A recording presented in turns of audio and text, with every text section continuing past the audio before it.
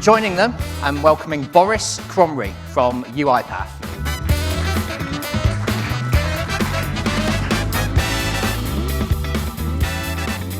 Right, thank you all. Thank you, Boris, obviously, for fighting your way through the traffic, as I said. Now, because we didn't have your session earlier, why don't you start by just briefly telling us what it is you do? Well, so I'm the VP for Automation Innovations. When I joined UiPath, actually very early on, I was the Chief Robotics Officer. So it's all about how do you apply this technology to innovate business operations. Well, I mean, I kind of did the product, led the product management, and then kind of set up technology alliances. And as we grew, I'm just saying, I want to stay more in the innovation part. So then I decided to invent the Immersion Lab. So we have a lab where we actually really showcases on finance, in HR, in healthcare, in different sectors, so that you can really relate of what automation really means, combined always with AI. So for me, automation is not just classic RPA. It's already, gone beyond. It's the AI integrated. It's even process mining. It's kind of we're now looking into the semantics of, how can we make robots already identify, oh, this is what you want to do. So kind of understanding the semantic context and assisting users. So in this lab, we are lucky enough to have good customers who are keen to try something new, to help them actually to break the scalability barrier, right? To get forward and see how they need to tackle it. And we are basically showing it then right there. I have a group of kind of like a few propeller heads from AI to RPA, solution architects. And we built this in prototypes for our customers and help them to kind of break to the next barrier to show the art of the possible. And that's kind of the key thing what I'm doing now and driving. So, I couldn't make it in time. I would have talked a bit more about, why this kind of enterprise automation platform is actually pushing the barrier to go even further, to go to even generative AI. But there you go. Okay. All right, okay, that's cool. In a nutshell, that's what your presentation would have been about for half an hour, so there we go. Okay, so let's move on to some of the questions. And first of all, I think we really need to recognize the fact that, we're talking about leadership and technology, and we have 4 males sitting here on stage. Do you think there need to be more women in tech leadership roles? I'll ask you first. Yeah, okay. If anyone heard my last talk, then the answer is a definitive yes, absolutely. Start with gender equality at the bare minimum, and then go take diversity beyond that as well, very, very quickly. Different people bring different skills, different perspectives to everything, so to whatever it is you do, and you've got to have that balance. It's absolutely essential, and we have to consciously do that, so that doesn't happen by accident. So you don't say, well, I put out the ad and I got the adverts and I recruited the best people who applied. They were the best people. Do you want me to do positive discrimination? No, it's got to be conscious. So you've got to say, well, how is that ad presented to the world? How is it written? What's the language in there? And there are differences in the way you present it. And then, is your shortlist balanced? Are you bringing a balanced shortlist? And then absolutely recruit the best candidate, without a doubt. But you need to go in with a very purpose-driven mindset to say, I need diversity in my executive. And it's not about the balance, it's not about having, 70% of the people in my organization are female. No, yeah, but what about the top level? What does it look like there? So but it's got to be conscious, and it's essential. Yeah, it's interesting. You talked there about using AI maybe to fine-tune the language and how it's actually pitched and presented. Do you think that's something, Danilo, that AI can help with in terms of attracting more women into these kind of positions, or just into the wider technology industry? I think the same way that, by bad design, men dominate a lot of leadership roles because they kind of like have the little men's club and this whole kind of thought that was cool. You have to also, like you said, on purpose, have to design what's the future leadership look like. And like one of the things that, at least the AI program helped in the company do is make the company look at diversity better, but also in a more positive way. So as before, it would be that box-ticking exercise. I think we were one of the first groups to show that by having diversity, you have better outcomes. By having more people in the room from different backgrounds, not only diversity of men and women, but different cultural backgrounds, people who come from different upbringings. If you put them all into a room and you try to solve a problem, it's actually, you end up solving it a lot more holistically than if you just put people from the same backgrounds. So AI tends to do that from a program point of view in helping set the culture for the company.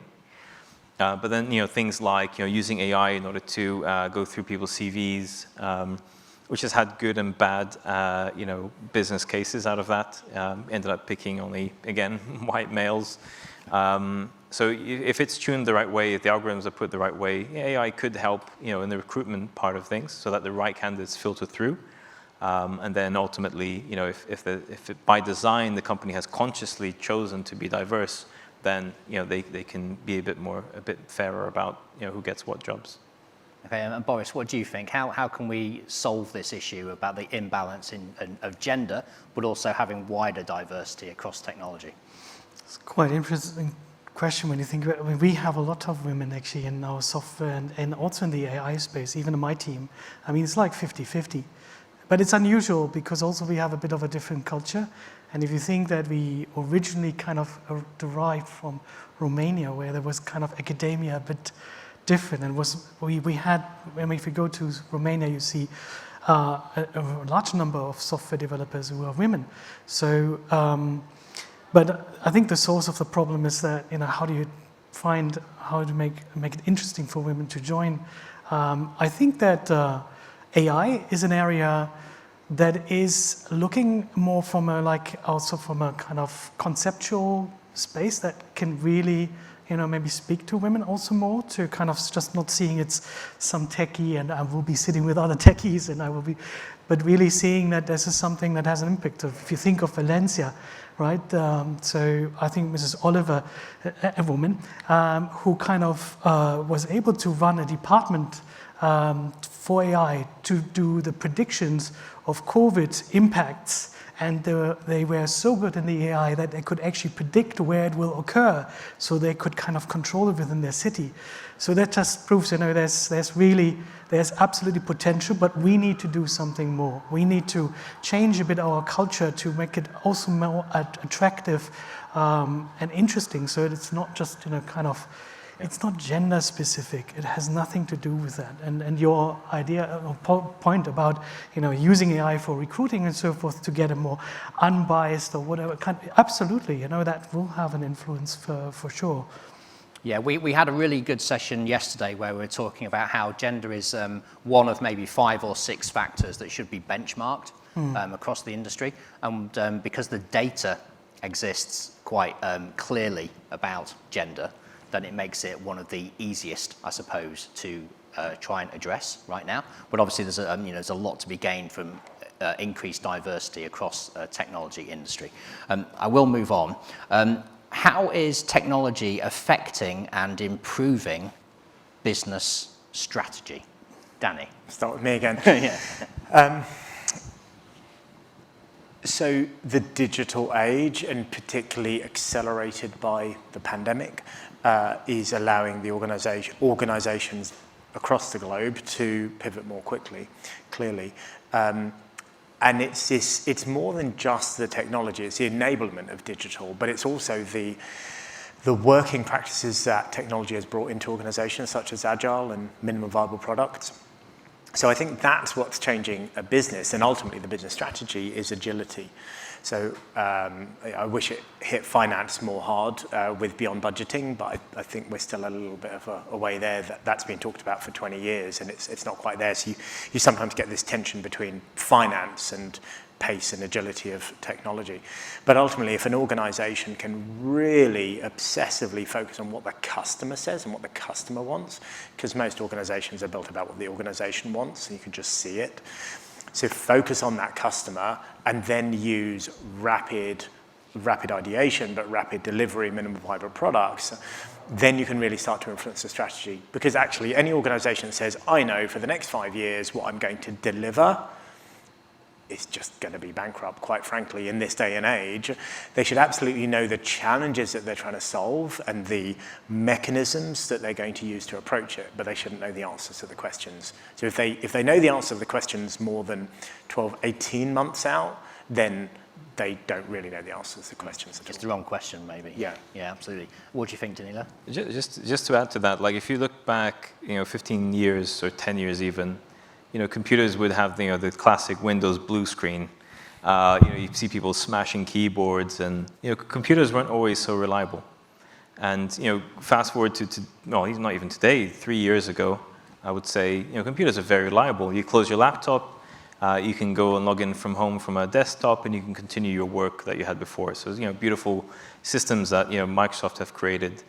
Things like be able to collaborate on the same tools, whereas before people would be writing into an Excel, overriding someone else's work because the collaboration wasn't there. Cloud on OneDrive, etc., wasn't there. Now I sound like a spokesman for Microsoft. I'm not. But now you can much more easily collaborate on files across many people. So it's much easier to use technology today. And I think when computers were more problematic before, they were seen as just something to do because everybody else was doing it. So jump on the bandwagon and do it as well. But now that technology has ultimately saved companies through the pandemic, I think it's now seen as the hero.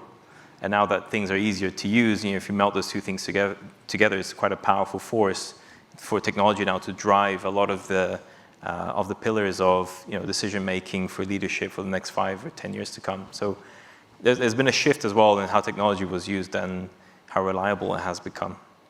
I mean, Boris, do you agree with that? Is technology the hero now? Have perceptions maybe changed over the last 18 months about technology and its role? Yeah, I totally agree. I mean, this is exactly what our platform is, in a sense, all about. So it's we have to turn everything into digital.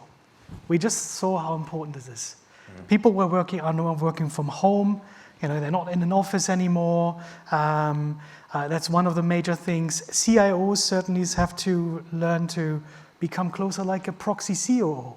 And that's a statement from Gartner. And then they have rightly so realized how closer intervened it is. If as a CIO I stay just in my technology spot, I will lose.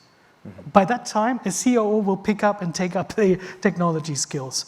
And you need a technology that you can basically use for all of that, whether you're connecting different systems, whether you're creating another layer on top and so forth, reducing it to humans just making decisions. So yes, tech must be able to change your entire operating model so that you can actually handle all the new digital wave that is coming in the sense of think about how many emails are we now, or not emails, any kind of data we're processing today. 4 times that much. I just looked up yesterday for the, kind of 4 times, and then 2 times as many apps we are using. Mm-hmm. I mean, this is not just on the mobile, but also think about, you're probably using Slack and some other tools. Yeah. There's always a next cool cloud tool that comes up that we want to kind of adopt to. So how are you going to bring that all together? So you need something that creates like the layer on top that makes it manageable, orchestrable between humans and the technology. And yes, it's the key factor because that's going to drive us, further. This is how it's going to work. I mean, this is how we are sitting at home and working from home and zooming in one meeting after the other, not getting stuck in traffic or whatever. And so it has its benefits, but it also creates far more data. Yeah. And that's kind of it's essential. I don't think that we can get past this. That's why we talk about like a fourth revolution, right? That's really kind of, we are at the edge of that change, and we need a technology that gives us this whole bandwidth of what we need to digitize. Okay, Danilo, I'm going to come to you next, actually, with this one. So when it comes to sustainability and climate change, a lot of people believe or say that, technology will solve the issues that we face. If that is going to be the case, what do tech leaders need to do? So first of all, I don't think AI or technology is going to solve these much more complicated strategic problems that exist today. They're just going to augment the strategy of how we are going to solve it by having better data and having better surveillance and better sensors and things like that. It's going to help us. It's not going to actually solve it. if it's for sustainability, I think every company now needs to start looking at their carbon footprint. A lot of companies are announcing now dates where they're going to become net zero on their carbon footprint. How do they do that? They collected data. They created plans in place in order to reach that goal. And also, I think it's quite a tough job now for the C-level because they have to be technologically enabled. They have to understand about the environment as well. So, how do you become, net zero carbon footprint? You have to start building. You have to start planting trees. You have to start building, solar panels on your buildings. You have to start understanding a whole wide variety of issues which are outside of what your company actually does. So I think it's more about just education. I did bring up the issue about generations coming into the workplace as well. Younger generations are just better well versed on these topics than in older generations, who kind of thought that the El Nino effect and the greenhouse gases were just fake news. The newer generations see that as real, and that's why you got Greta Thunberg and those people heading up those statements for the UN and all kinds of other NGOs. So I think technology has a role to play in it, to augment and to guide us, but it's definitely not going to solve the actual problem. It can help us with scenario building, things like that. But ultimately, we're going to have to use our gut feel, and we're going to have to collaborate globally in order to solve this problem. It's a huge problem to fix. It's going to require a lot of good leadership. That's really interesting you said gut feeling, because we had an earlier session this morning, and it was with Brigadier Stefan Crossfield from the British Army. And he was saying we can no longer rely on gut feeling, we have to rely on data. So it's interesting to get a different perspective, because one of my questions to him was, well, sometimes you've got to trust that gut feeling, right? So funny enough, I had a coffee with a gentleman called Shane. He's not here right now in the room. Yeah. He specializes in building out data networks for marketing companies or marketing departments so they can make better business decisions. And him and I were explaining how data can actually mislead you in the wrong way.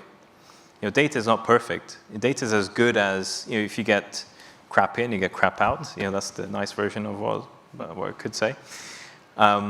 Data should be used in order to play devil's advocate. You have an understanding of a subject. If you're an expert in that subject, you'll have a very good gut feeling of what to do next or when things happen. But you should always look at data in order to confirm if you're about to make the right decision. And if the data is against you, you should question why, and you should dive into that and try to analyze it. But just making decisions purely based on data is dangerous, because the data could be wrong or misleading, or it could be skewed. Yeah. Danny, sustainability and technology.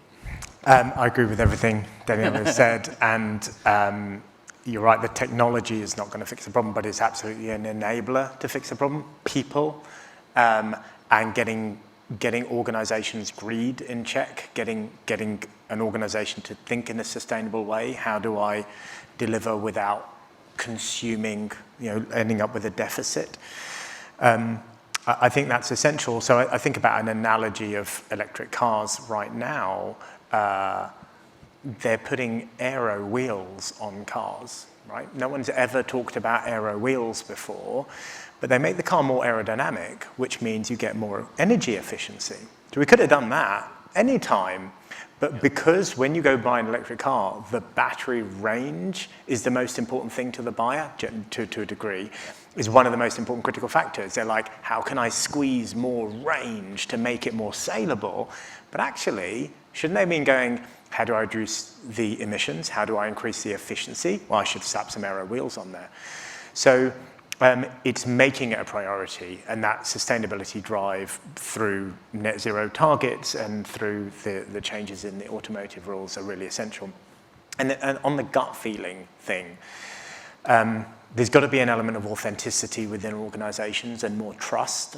Of course, data can be manipulated to say whatever it is you want to say. But if you're using it sensibly and you're challenging it, then by all means, start with a gut feeling, but go and validate it. Kind of go, I've got an idea, I've got a feeling. Go and test it, validate it, get a hypothesis, eliminate bias from that hypothesis, do some real-world testing, get statistically significant results, and then make a decision. Now, what I just described sounds difficult. You can do that in 6 weeks. You can do that really, really quickly. So take your idea, test it, and if it doesn't work, don't go back and try and find another angle. Just chuck it away and come up with another idea. And the same applies to sustainability. You know, those are the challenges that we need to address. Okay, great answer. Boris, sustainability and technology. Yeah, so one thing is, although it always is easy to say, oh, technology will solve it, it won't alone. So we have to change our habits in a way, right? That's kind of, technology can help us. Technology can, kind of be a tool and make it more efficient. Like we see now, they use it in farms and have robots that pick, fruit and so forth. And all those kind of things will come more and more. How we can maybe predict, kind of changes in the climate and all those things. But we still have to change the way we, kind of pollute our air and whatsoever, which means we have to change our habits. So as much as I'm a technology fan, I also think we need to be mindful of the basic fact that, where do we actually have to change? Now, the second stream is, you said, data. The more we are digital, the more data we will have, the more it can feed possible AI models and so forth to give us better predictions about climate changes or whatsoever, so we can deal with it better. But ultimately, we don't even want to be in the situation that we have to deal with all these impacts. So in essence, I would say never forget that the main focus is the main target. What you need to improve is we need to change our habits, and we need to use technology to help us and improve and so forth, but it will not solve all problems for all of us. Okay, cool. We've got about another 10 minutes, I would say, so we'll just have one more question and we will again come out to the floor. So Boris, I'm going to start with you. We've talked a little bit there about the future and what we need to do. So how do you see the tech industry 10 years from now, and what are the main opportunities, would you say? Well, first of all, I think we have to find a tech that is so easy adoptable for everyone. And that's going to be kind of a key focus, so that we become more digitized. And we're already doing it. Think of your mobile phone. Who can't, first thing you do in the morning, you look on your mobile phone or whatever. So you already have your robot next to you. There's already your little AI kind of device. So it will be part of our lives. So this will become far more the case in our life in future. We will depend more on data. Is it now a good time to drive here? No, probably a stupid idea. So you better, take a bike or whatever. So I'm just saying, whatever it is. So all those things will have far more connection. We will talk to, kind of our devices and so forth. We can already see all that. So yeah, in 10 years, our jobs will completely change. Maybe we don't have fixed jobs. The accountant doesn't exist anymore as a financial analyst or predictive financial analyst in accounting. All I'm saying is it's the entire world, how we work today, is different. We're going to make jobs. We're not going to find jobs. It's this kind of flexibility is what the digital kind of era in 10 years or so will offer. Okay, and Danilo, I've got a pretty good idea what you're going to say here about 10 years from now. So why don't you remind us of the apocalypse around the corner? Actually, it's if you look at the tech industry as a whole, you have some pretty big movements, right? You have quantum computing, you have AI, of course. Can't forget that one. Genomics, blockchain, crypto, which is a version or works off blockchain. Of course, the green movement. I think the future of technology is finally connecting the dots between these industries, which is, I think, more or less the line where he was going. Yeah. So, Industry 4.0 is quite a well-known concept now, which I think stemmed out of Germany. So, being able to connect, and IoT, IoT is one of those as well, and 5G. Well, I can keep going. But I think it's all of these technologies kind of took off on their own lanes, and I think we're starting to realize that by themselves they're not as powerful. So when you start combining these game-changing technologies together, that's the future of the industry, adapting to that new synergy scenario between all of these powerhouses in the tech industry, and then that ultimately, for another prediction, that ultimately, I think, will start.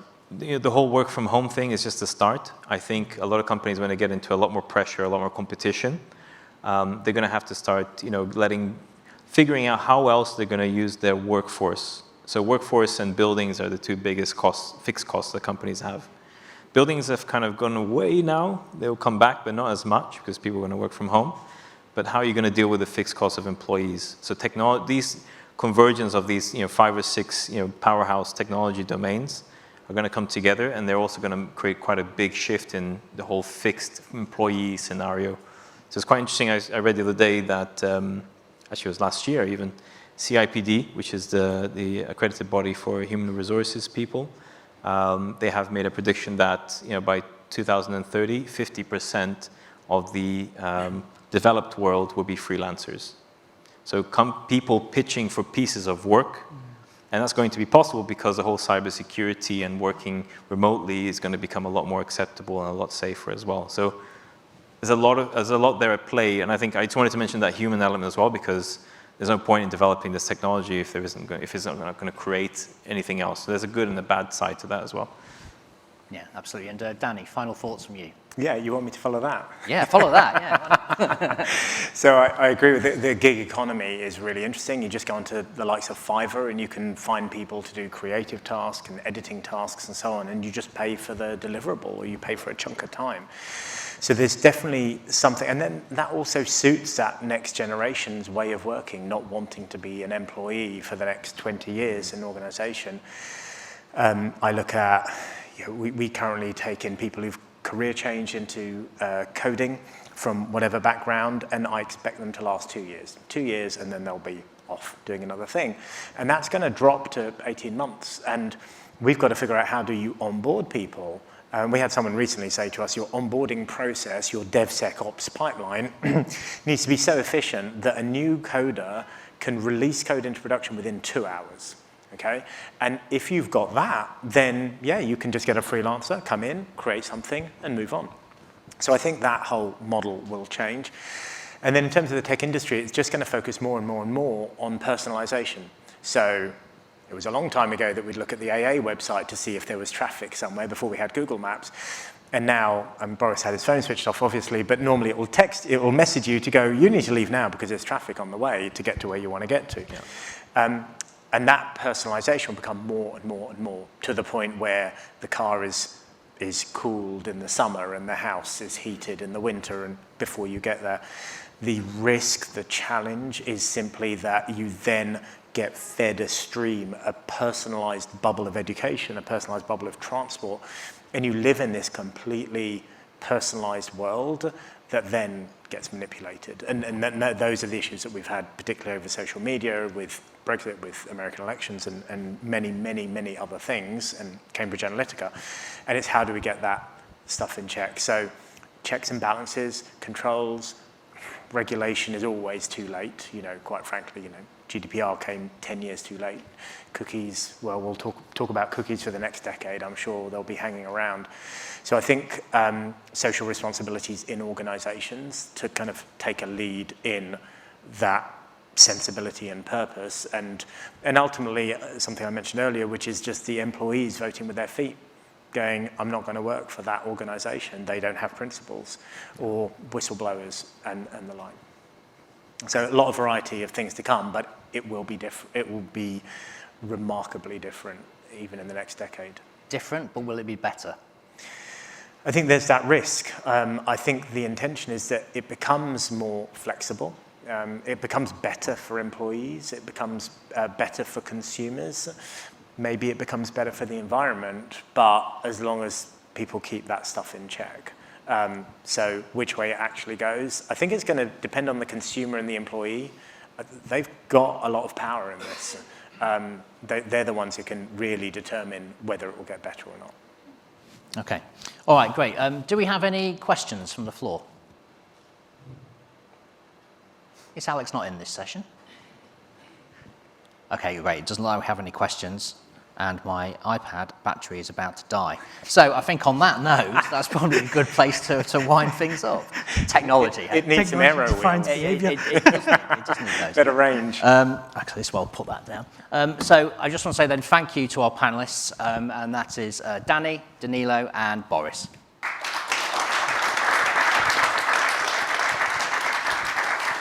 Okay.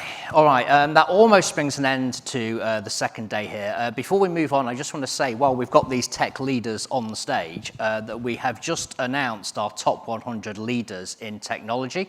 And if you want to find out all of the 100 names that are on that list, and it's quite an impressive list, I have to say, then you can go to our websites, go to technologymagazine.com and also Cyber Magazine and AI Magazine, and you will see those special supplements that we've produced right now.